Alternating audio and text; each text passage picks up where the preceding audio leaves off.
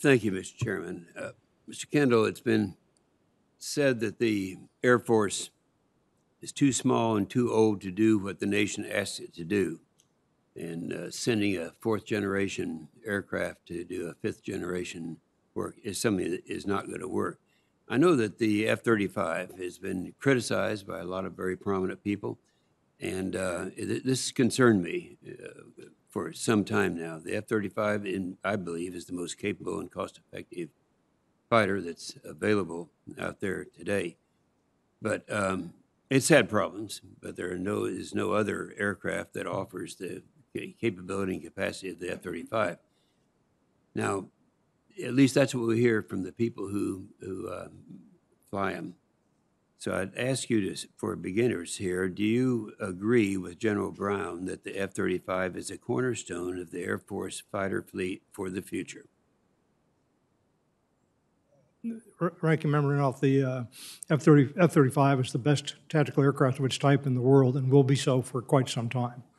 It's a complex, expensive weapon, unfortunately, but it is a dominant weapon when it goes up against earlier generation aircraft.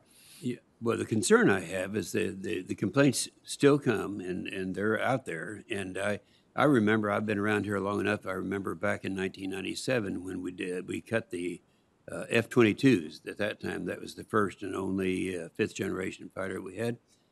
And we started out with, I believe it's over 700, I think, and they ended up with 187. Now, we watched this happen, and my concern right now is what kind of actions could we take to ensure that we're fielding the number of F-35s needed to fight against Russia and China. It's a different game out there altogether now. We all understand that. But we are going to have to be dealing with the numbers. And what strategy can you have to try to come down to the right numbers? Ranking Member, we have to get to a affordable mix that meets our needs as driven by the National Defense Strategy. That's what should guide those investments. I have a long history with the F-35. It has struggled, certainly, and since I left government 4 years ago, I understand the sustainment costs are a concern. Ms. Hsu mentioned those and talked about those a little bit also.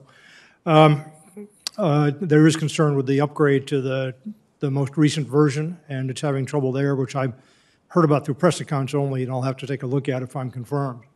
The key to keeping the cost down in an air fleet is getting the numbers up.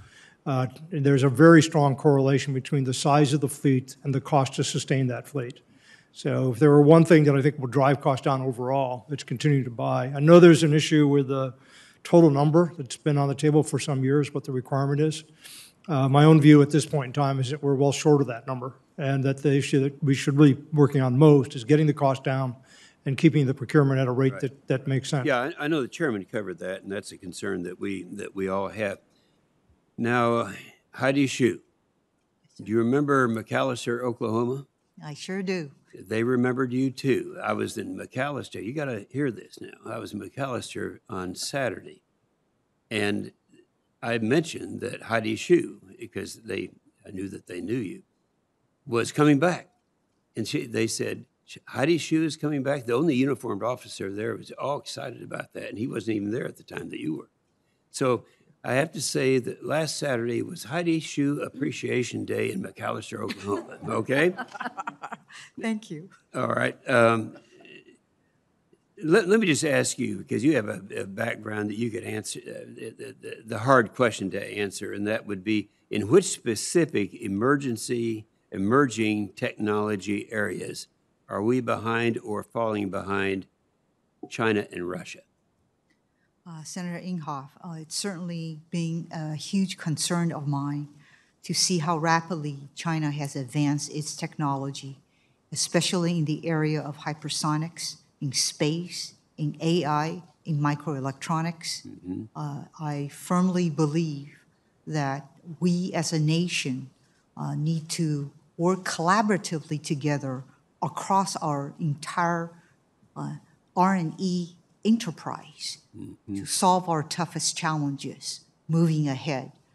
I firmly believe we can once again become a leader in these technology areas if we put a focus on disruptive technologies, and with Congress's help to protect our funding, we will be able to get there.